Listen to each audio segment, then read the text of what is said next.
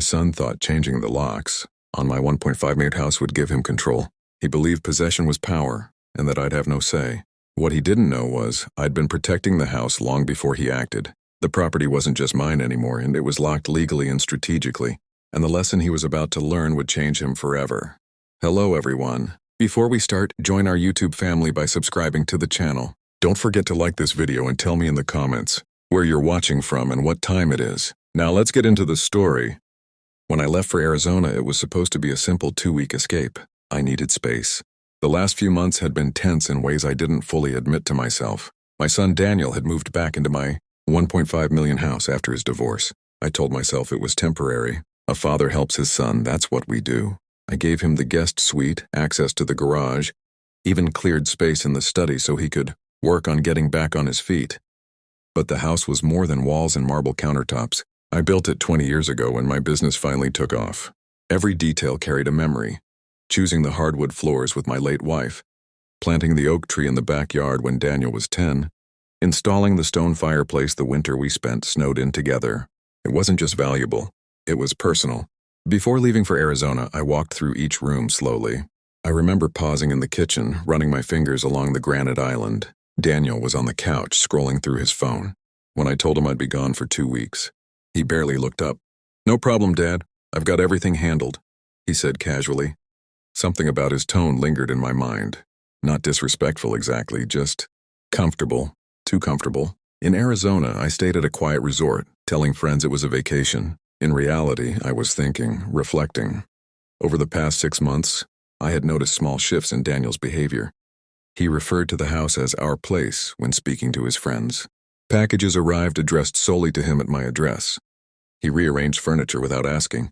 Subtle things, but they added up. One evening by the pool, I replayed conversations in my head. The time he joked that the house would be his eventually anyway. The way he once asked if I had updated my will recently. At the time, I laughed it off. Now, lying awake in the Arizona heat, I wondered if I had ignored warning signs. Still, I convinced myself I was overthinking. He was my son. Blood doesn't betray blood, right? I even considered extending my trip a few days to give him more independence. Maybe this arrangement would help him mature. Maybe this was just a rough patch after his divorce. On the final night before flying home, I felt oddly uneasy. Not scared, just unsettled. I couldn't explain it. I chalked it up to age and overthinking. I packed my suitcase, checked out early the next morning, and boarded my flight back, imagining the comfort of my own bed. I had no idea that when I reached my front door, everything would change. The taxi pulled into my driveway just as the sun was setting, casting a golden glow over the front of the house. For a brief moment, everything looked exactly as I had left it. The trimmed hedges, the oak tree swaying gently in the evening breeze, the polished stone steps leading up to the entrance. It gave me comfort. Maybe I had overthought everything. Maybe Arizona had just filled my head with unnecessary doubts. I paid the driver, grabbed my suitcase, and walked toward the front door. The familiar scent of the garden hit me, and I felt a wave of relief. Home, my sanctuary, my reward for decades of hard work. I reached into my coat pocket and pulled out my keychain. The metal key slid toward the lock like it had thousands of times before, but it didn't go in. I frowned and adjusted my grip, assuming I'd missed the angle. I tried again. The key stopped halfway. My chest tightened slightly. I leaned closer to the door and examined the lock. It looked different, shinier, new. My heartbeat began to pick up. No, I muttered to myself, trying to rationalize it. Maybe Daniel had replaced it because it was faulty. Maybe he had meant to tell me. Still, why wouldn't he have mentioned it? I knocked firmly. No answer. I rang the doorbell. I could hear movement inside. Footsteps faint and deliberate. The porch light flicked on. After what felt like an eternity, the door opened slightly, the chain still attached. Daniel's face appeared in the narrow gap. He didn't look surprised. "Dad," he said calmly, almost casually. "You're back early." "Early?" I repeated. "I told you 2 weeks." He hesitated for half a second, then stepped outside and shut the door behind him, locking it carefully. That small action didn't go unnoticed. He stood between me and the entrance to my own home. "I changed the locks," he said flatly. No apology, no explanation, just a statement. I stared at him, waiting for the punchline.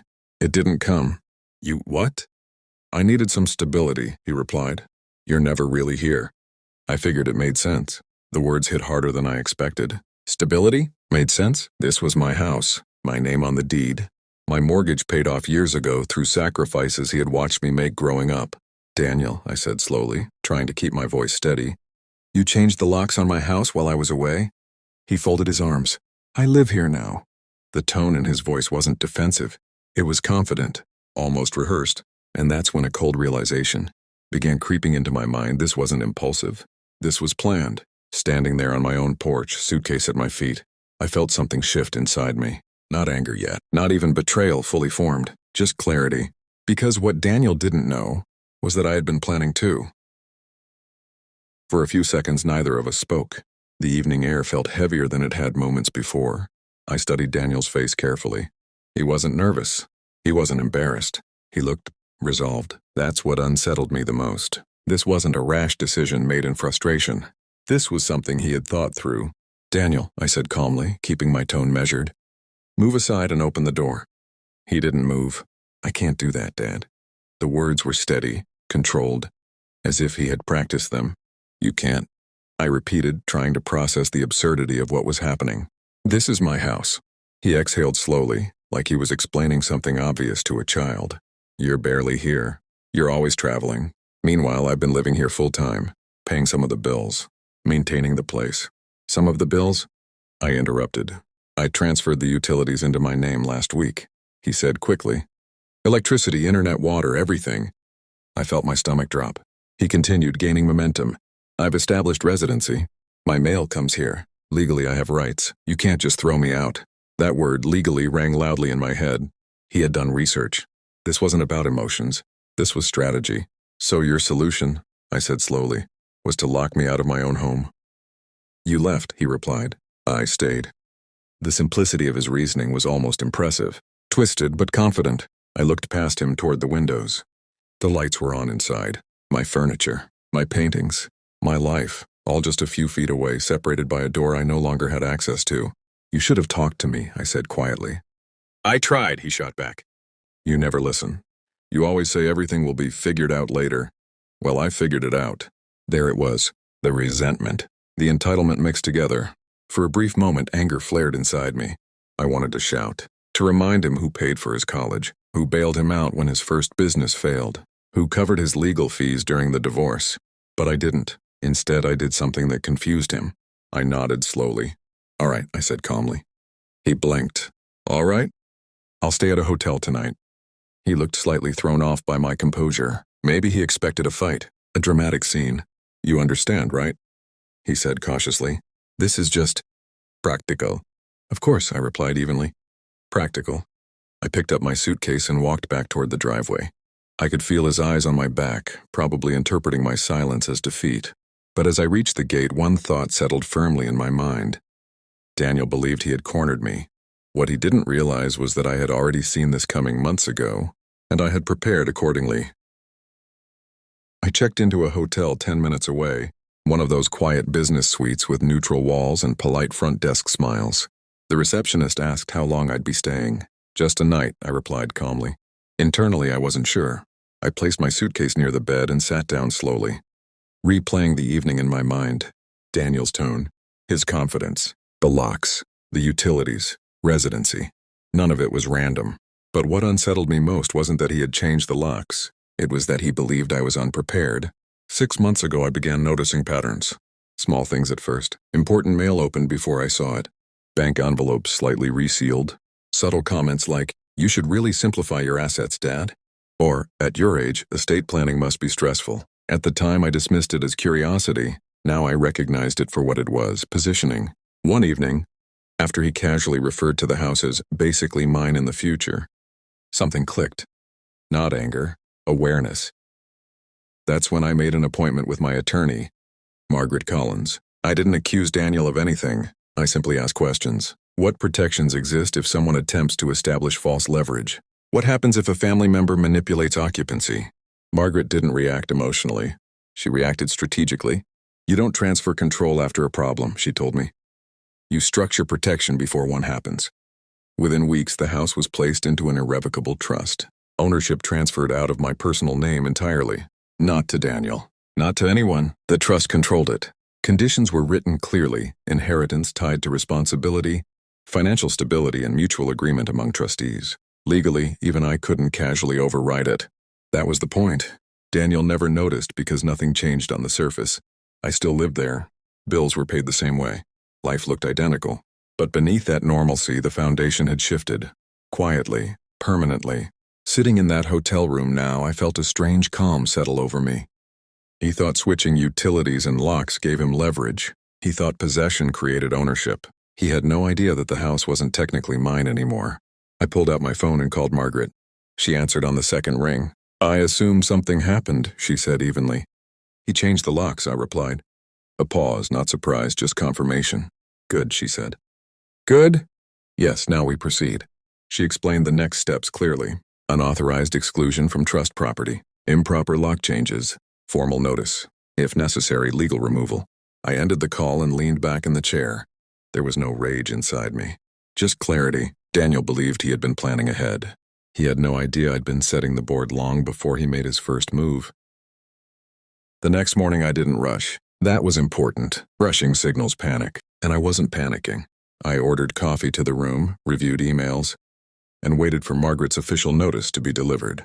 By 10:30 a.m., Daniel would receive a formal letter informing him that the property was under trust ownership and that any alteration, including lock changes, without trustee authorization was considered unlawful interference. At exactly 9:45 a.m., my phone buzzed. It was Daniel. I let it ring twice before answering. "Dad," he began, his tone different from the night before. Less confident. "Did you talk to a lawyer?" "I always talk to a lawyer," I replied calmly. There was silence on the other end. I could almost hear his thoughts rearranging themselves. "You put the house in a trust?" he asked. "Yes." Another pause. Longer this time. "That means it's not technically yours anymore?" "It's protected," I corrected gently. His breathing changed. The confidence from yesterday was cracking. "You did this because of me?" "I did this because I believe in structure," I said. "You changing the locks only confirmed I made the right decision." His voice sharpened. "So what now? You're going to sue me?" "That depends on you." He didn't like that answer. "You're overreacting," he said quickly. "I just wanted stability. I live there. I take care of it." "You tried to take control of it," I responded. Another silence. He wasn't expecting resistance. He assumed I'd either argue emotionally or retreat completely. What he wasn't prepared for was documentation. At 10:32 a.m., Margaret texted me, "Notice delivered." Almost immediately, Daniel's tone changed again. "They're saying I unlawfully excluded a trustee from property access," he said, reading from the letter.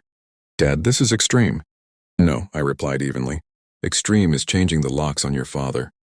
His voice dropped. I thought if I established residency, I'd have leverage, just until things were clearer." "Clearer for who?" "For me," he admitted quietly. There it was. Not protection, not fairness, leverage. "You weren't securing stability," I said calmly. "You were trying to secure control." He didn't deny it. Instead, he shifted tactics. "We can fix this. I'll change the locks back. We don't need lawyers involved." "It's already involved," I said. Another long silence. For the first time, I heard something unfamiliar in his voice. Uncertainty. "Dad," he said more softly now, "are you planning to remove me from the trust?" I leaned back in my chair and looked out the hotel window at the quiet street below. "That depends," I replied. "On what?" "On whether you understand the difference between inheritance and entitlement." He had no immediate answer, and for the first time since this started, he wasn't the one holding the door closed. By noon, Daniel had stopped calling. That told me more than his words ever could. He wasn't angry anymore, and he was calculating, trying to figure out how far this had gone and how much damage had already been done. At 1:15 p.m., Margaret called. "He contacted me," she said calmly. That was fast. He wanted to clarify his rights. I almost smiled. Yesterday he was certain. Today he was asking questions. "What did you tell him?" I asked. "The truth," she replied. "The property belongs to the trust. You are one of 3 trustees. He is a conditional beneficiary. He has zero authority." Zero authority. Those 2 words carried weight. "Did he understand?" I asked. "Oh, he understood," she said. "Especially when I explained that attempting to assert ownership could legally justify removal from beneficiary status." That was the turning point. Daniel always played close to the line, but never expected consequences to cross back toward him. At 3 p.m. he called again. This time his voice was stripped of strategy. "Dad, can we talk face to face?" "We are talking," I replied. No, I mean properly. There it was again, that shift. The realization that control had slipped. The locks have been changed back, he added quickly.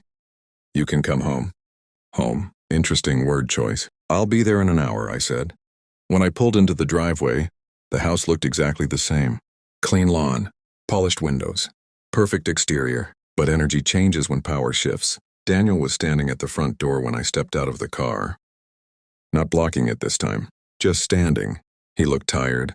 I didn't think you'd actually protect it like that, he admitted quietly. I didn't think you'd actually test it like this, I replied. We walked inside together. The air felt different, less hostile, more exposed. He gestured toward the living room. I wasn't trying to steal it.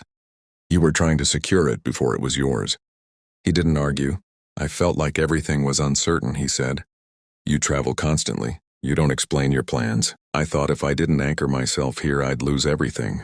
You can't anchor yourself to something by force, I said calmly. That's not security. That's fear. He sat down slowly, hands clasped. I thought possession meant power, he admitted. That's the oldest mistake in the book. Silence filled the room. Finally, he looked up.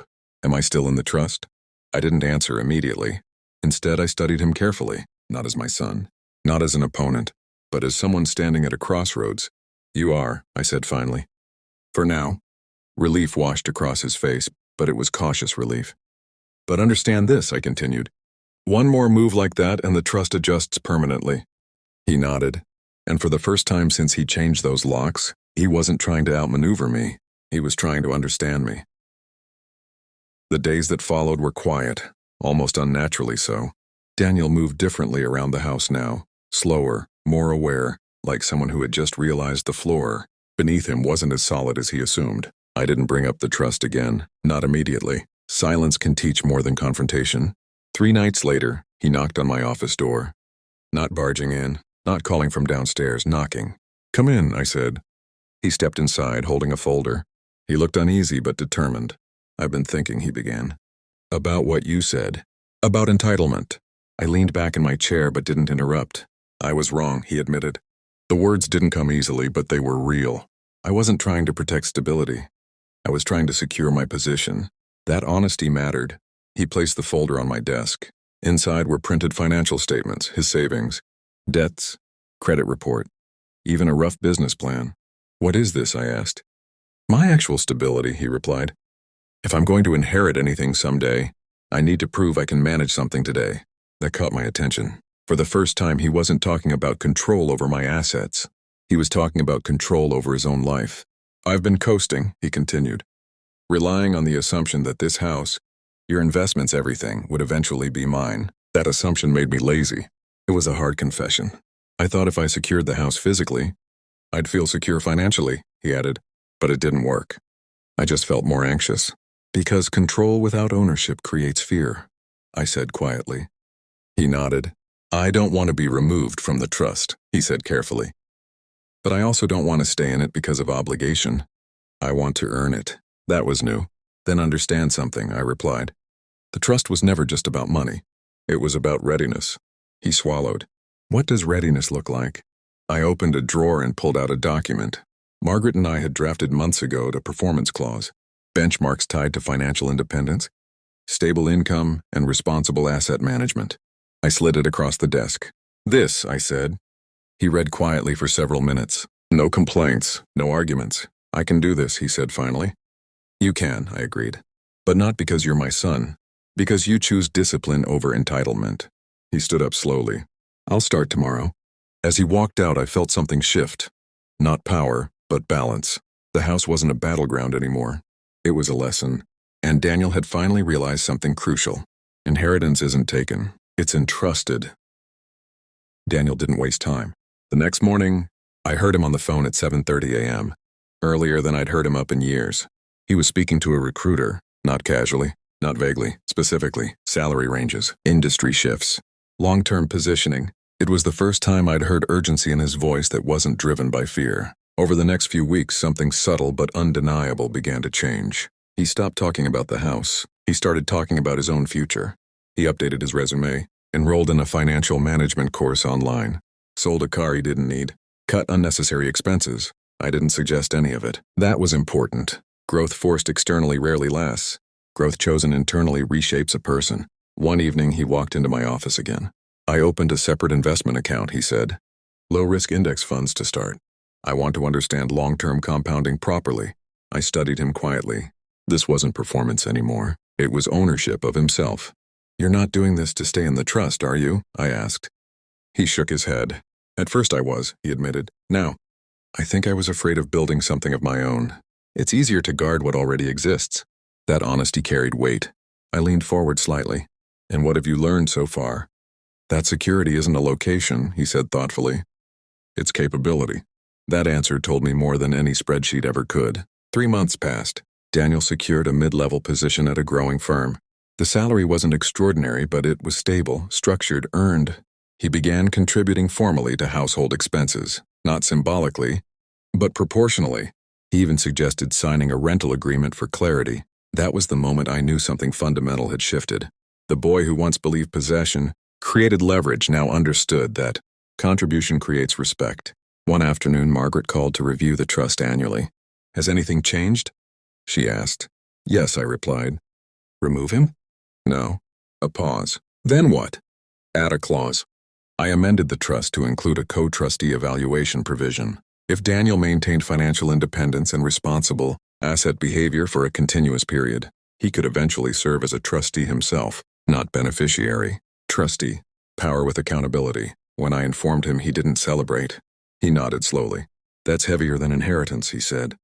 Yes, I replied, it is. Later that night, standing by the same front door he once locked me out of, Daniel looked at the handle thoughtfully. I can't believe I thought this door meant control, he said quietly. It never did, I answered. It was just wood and steel. He gave a small, almost embarrassed smile. I'm glad you were setting the board before I tried to flip it. I didn't respond immediately, because this was never about winning. It was about preparing him for a world where no one hands you stability, you build it. And for the first time, Daniel wasn't guarding a house. He was building a foundation. 6 months later, the house felt different, not because the walls had changed, but because the tension had dissolved. There was no silent competition in the air anymore, no invisible chess match, just structure. Daniel kept his word. His job performance reviews were strong. His savings account grew steadily. He met every benchmark outlined in the trust amendment, without once asking for special consideration. What surprised me most wasn't his discipline, it was his consistency. Consistency reveals character. One evening, we sat on the patio as the sun dipped behind the trees. The same patio where he once stood defensively, convinced possession equaled power. I used to think you didn't trust me, he said quietly. I didn't trust your timing, I replied honestly. He nodded slowly. Fair. After a pause, he added, when I changed those locks, I thought I was being strategic. You were, I said. Just short-sighted. He smiled faintly. Yeah, there was no bitterness in the exchange, just reflection. I realized something recently, he continued. If you hadn't protected the house the way you did, I probably would have kept pushing, maybe even escalated. I know, I said calmly. That was the truth. Without boundaries, entitlement expands. With structure, it recalibrates. Margaret scheduled a formal trust review meeting that month. Daniel attended voluntarily. He didn't argue clauses. He asked about fiduciary responsibility, liability exposure, tax implications. Serious questions. Adult questions. After the meeting, Margaret pulled me aside. He's different, she said quietly. Yes, I replied. Are you ready for the next step? I thought carefully before answering. That weekend, I asked Daniel to join me in the study. I'm appointing you provisional co-trustee, I said evenly. He froze. That means shared oversight, I continued. Not control. Not dominance. Shared responsibility. He didn't speak immediately. The weight of it settled slowly across his expression. You're giving me access, he asked. I'm giving you accountability. He nodded. And for the first time since this entire situation began, I saw something in him that hadn't been there before. Not ambition. Not defensiveness. Stewardship. A week later, he reviewed maintenance contracts for the property without being asked, negotiated a better insurance rate, flagged a tax optimization opportunity. Quiet, responsible actions. The irony wasn't lost on either of us. The son who once tried to secure power by force was now earning influence through discipline. One night, as we locked the front door together, he paused. You know, he said thoughtfully, I'm glad you didn't react emotionally when I changed the locks. I was emotional, I replied. I just chose structure over reaction. He gave a small nod. And that was the true lesson. Control can be taken briefly. Authority must be earned continuously. And Daniel finally understood the difference. A year after the night Daniel changed the locks. We stood together in the driveway, the same place where I had carried my suitcase to the car, uncertain how far things would go. The house looked exactly the same, but we didn't. Daniel had just completed his first full year as provisional co-trustee. He hadn't missed a single review meeting. He managed maintenance budgets responsibly. He grew his personal investment steadily. More importantly, he stopped talking about what he would inherit and started talking about what he would build. One evening he handed me a folder. "What's this?" I asked. "My 5-year plan," he said. "Not tied to the trust, just mine." I opened it slowly. It was detailed, realistic, grounded. "You don't need the house to feel secure anymore, do you?" I asked quietly. He shook his head. "No," he admitted. "I needed direction, not ownership." That answer meant more than any legal document ever could. A week later, during our annual review, I made the final adjustment to the trust. Daniel was officially appointed permanent co-trustee, not because he was my son, but because he had earned it. That night, as we locked the front door together, he smiled slightly. "I thought changing the locks would give me power," he said. I looked at him calmly. "Power taken creates fear. Responsibility accepted creates stability." He nodded, and this time the door wasn't a barrier. It was simply a door. What he never realized when he tried to lock me out was that I'd never been protecting the house. I was protecting him from becoming the kind of man who only knows how to take and never how to build.